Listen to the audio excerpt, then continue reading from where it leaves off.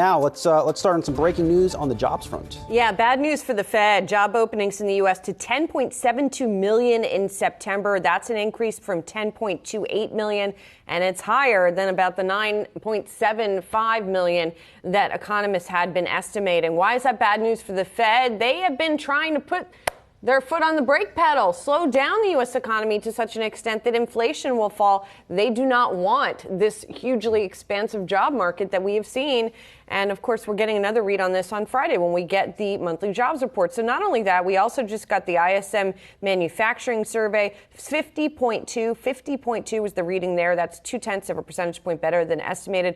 Prices paid, though, here's a little glimmer of hope. Prices paid in the ISM manufacturing report, 46.6. So below that 50 measure and much better than estimated, also below what it was the month before. New orders ticking up a little bit to 49.2 in that report, and employment ticking up as well. So on balance, what is perhaps good news for the economy is perhaps bad news for the interest rate outlook. Yeah, and one huge thing, especially as you were mentioning employment, that sticks out to me a moment ago as we were thinking about where the key areas are for us going into this monthly jobs report on Friday to keep a close eye on, where we were still seeing some actual tick higher in notable job gains in leisure and hospitality and in healthcare.